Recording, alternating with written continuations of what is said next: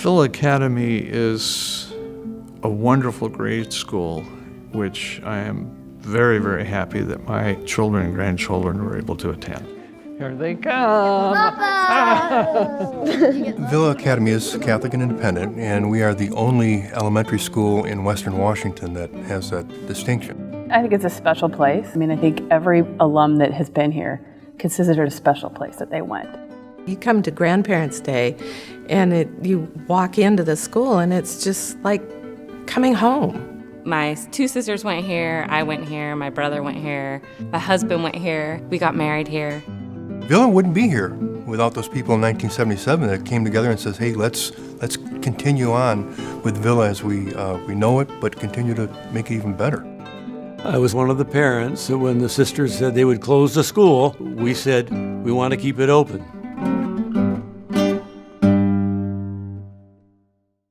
Villa traces its history back to 1903. It was founded by St. Francis Cabrini, which was the first American citizen to become a saint. For many years, Villa was an elementary school and an orphanage. In the 1950s or so, it became primarily an elementary school and operated that way until about 1977, when the sisters realized they could not go on in the fashion they were and decided to pull out of Villa. At that time, in 1977, a group of parents came together to re-establish Sacred Heart Villa Academy as just Villa Academy and operate as an independent school.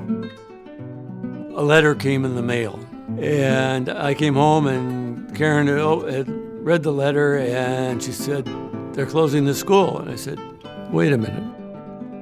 We were pretty upset about it and decided that we should probably sit down as a group and talk through this and see if there was something we could do. And that's where we got together at the Duchess. It's a beer tavern, basically. It's always been traditionally kind of a place the University of Washington students, and I want to say younger people went, but there were older people that went there too, including us.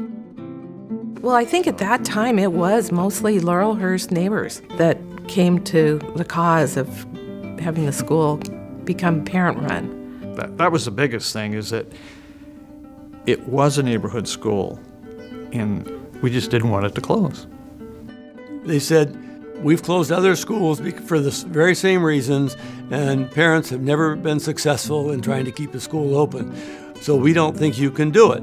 At that point, it was a private school, and we were just attending, and they were saying they were shutting it down. And so our intent was to see if we could get them to lease it to us. It was a huge risk to have a group of people come together and say, we love Villa, we want Villa to continue, and however we're going to have to do it, we're going to make it happen.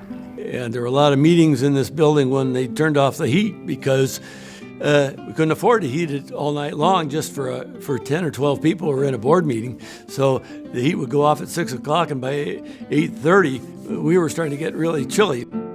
It was hard work and took a lot of time, a lot of meetings, a lot of worry. If we were all honest with each other, we were amazed it happened. And then they sort of stipulated, well, you'd have to have a corporation, you got to have a budget, you're going to have to have principals, you're going to have a plan.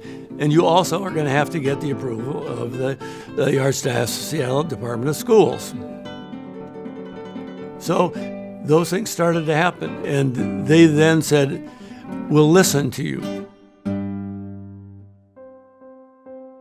And so we put together a package, and one of the leaders of it was Bert Weinrich, who's passed away, who is probably my best friend. It's still my best friend, even though he's passed away. My dad, he was just all in. Like, Villa was everything to him. Knowing him, if he wanted it to happen, he was going to make it happen with other people involved, not just him alone, but he would make it work. He would be so very proud of where Villa is today. I think he would be beaming right now. What we were all wishing for, we got, and that is we got not only lease, but eventual ownership and total control of this school. It worked, and the people were great, and our kids were happy, and so it was a good win-win for us. I hope those people who were part of that, those new founders, can look at Villa today and be proud. I'm very proud of my dad. and proud to say that my family helped keep this special place.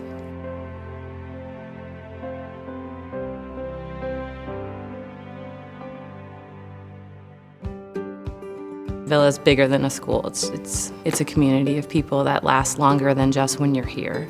It's been an excellent institution for a number of years. They've just made tremendous achievements in their education system, what they teach, how they teach it. They are taking up the torch, and they want to see the school stay healthy from the inside out.